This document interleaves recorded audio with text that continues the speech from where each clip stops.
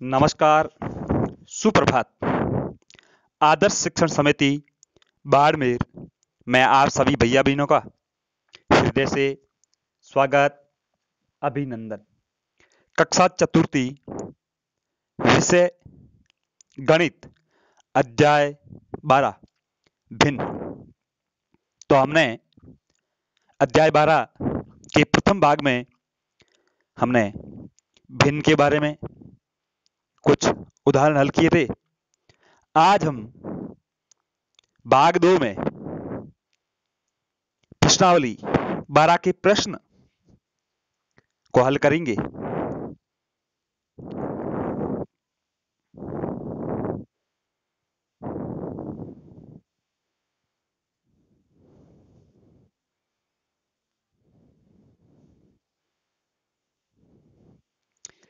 तो हमारा प्रश्न है, चित्रों में छायांकित भाग की भिन्न बताएं। तो इसमें चित्र दिया गया है। तो सबसे पहले इसकी चित्र को देखकर हमें पहले भिन्न में लिखना है। तो हम प्रश्न क्रमांक 1 का पहला देखते हैं। तो सबसे पहले उनमें कुल 3 आकृति ली गई है।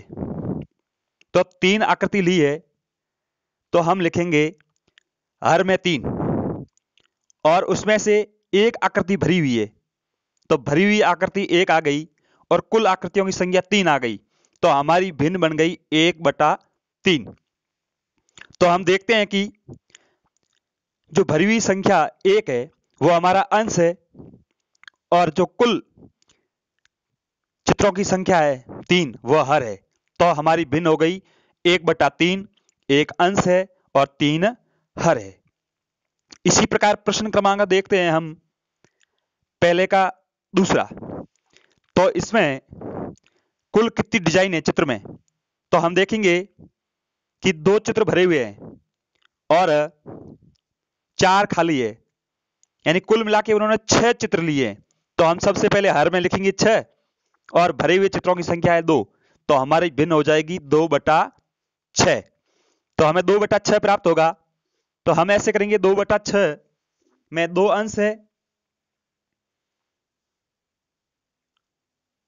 और 6 हर है। इसी प्रकार हम इसका तीसरा प्रश्न देखते हैं। तो इसमें एक वृत्त है।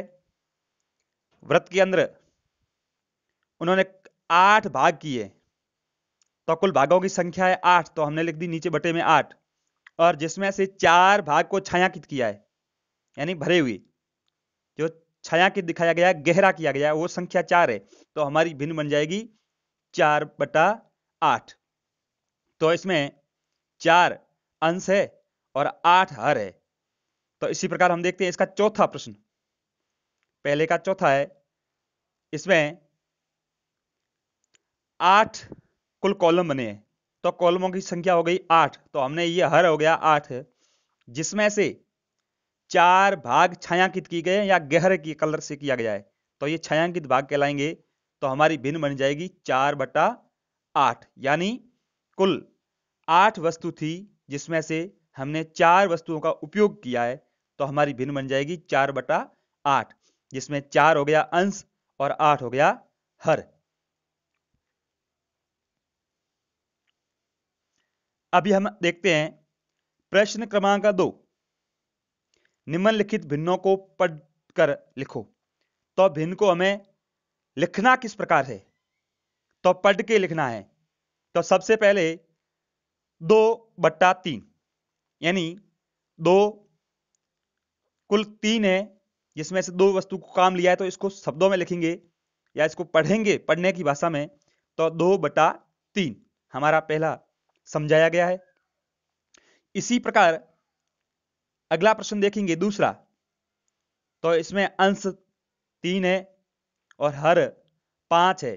तो पहले अंश आएगा 3/5, यानी कुल 5 वस्तु थी जिनमें से 3 भाग को काम में लिया है। तो ऊपर जो 3 है वो अंश है और बटे में 5 वो हर है। तो पहले अंश आएगा 3, फिर बटा 5। इसी प्रकार इसका हम तीसरा देखते हैं। तो 1/7। तो इसको हम लिखेंगे 1/7, इसी प्रकार हम इसको चौथे में है 5/6, तो हम लिखेंगे 5/6। इसी प्रकार आगे पांचवें में ये मिश्र भिन्न के रूप में दिया है, तो इसको मिश्र भिन्न को किस प्रकार पढ़ा जाएगा? तो मिश्र भिन्न को सबसे पहले जो पूरी संख्या है वो आएगी, फिर अंश आएगा और उसके बाद में हर आएगा। तो हम देखते हैं 1/1/2, तो सबसे पहले 1 आ गया, फिर ऊपर का 1 आ गया, फिर हर 2 आ गया, यानी एक पूरी आकृति है और दूसरी आकृति आधी है, जिसको अपनी भाषा में अपन डेड भी बोलते हैं। तो इसको बोलेंगे 1/1/2। अब दूसरी आकृति चौथे में देखेंगे तो लिखा हुआ है 2/3/4, तो 2/3/4, जिसको अपन 2.25 भी बोलते हैं। अब हम बढ़ते हैं आगे।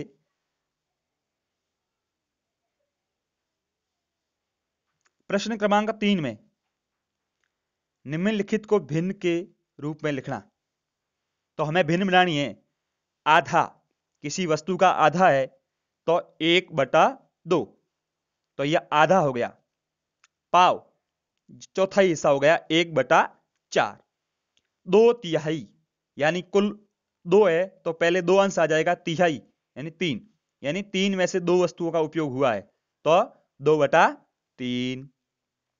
इसी प्रकार 3/4, जिसको अपन अपनी भाषा में बोलते हैं पुना, 3/4। इसी प्रकार डेढ़, 1/1/2, और उसके बाद में आ गया 2.5, जिसको अपन बोलते हैं 2 के बाद आधा और, यानी 2/1/2। अब हम आगे बढ़ते हैं प्रश्न क्रमांक 4 में।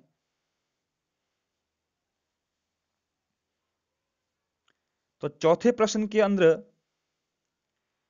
चित्रों में छायांकित भाग की भिन्न लिखिए और उपयुक्त चिन्ह भी लगाइए, जिसमें छोटा, बड़ा और बराबर का निशान कॉलम बना हुआ है उसमें लगाना है।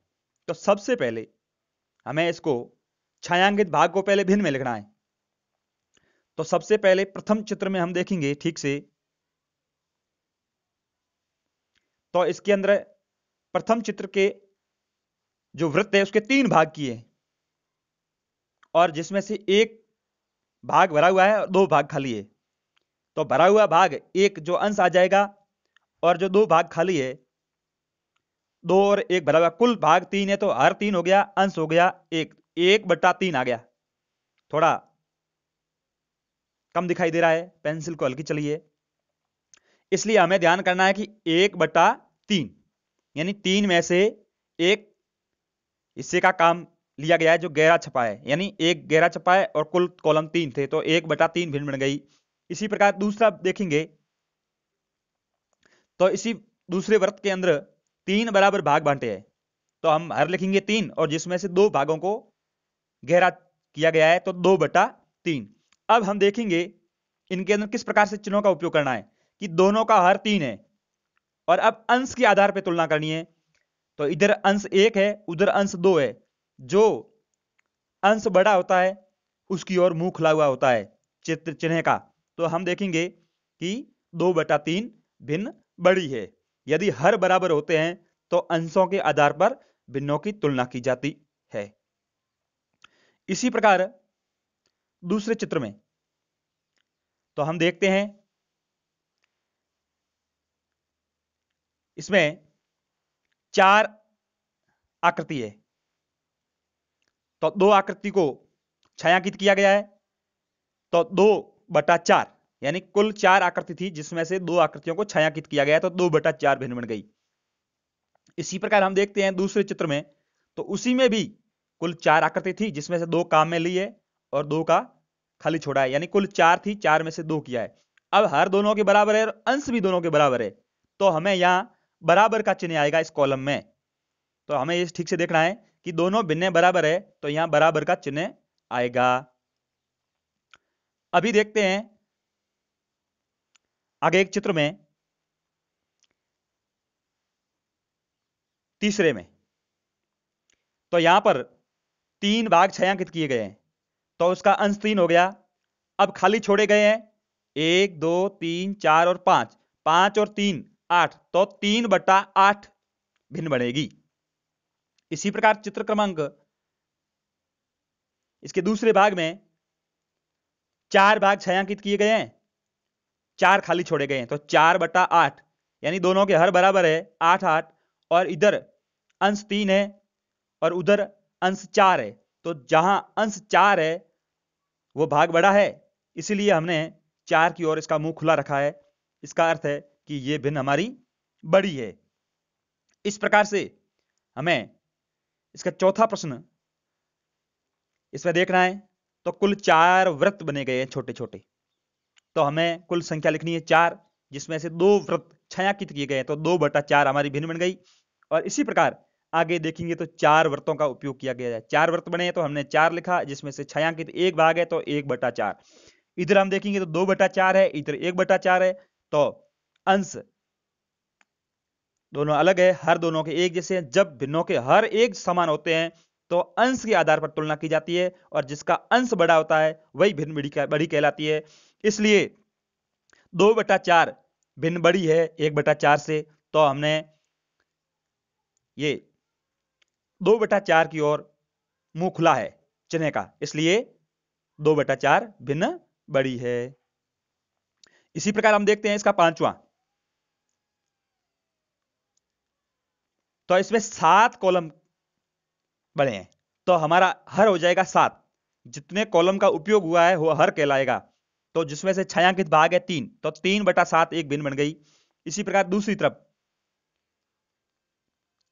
7 कॉलम है, तो हर हो जाएगा 7। अब अंश जितने हमने छायांकित किया है, तो 1/7 इधर आ गया, और दूसरी तरफ है 3/7, तो हमारे हर दोनों बराबर है, तो अंशों के आधार पर तुलना करनी है। और यहां अंश 3 बड़ा है, इसलिए चिन्ह का कॉलम जो चिन्ह है वो 3 की ओर मुंह खुला रहेगा। इस प्रकार हम इन 4 प्रश्नों को ठीक प्रकार से अपनी अभ्यास पुस्तिका में करेंगे और समझने का प्रयास करेंगे। अगले प्रश्न अगले भाग में करेंगे। तब तक नमस्कार, फिर मिलेंगे अगले वीडियो में।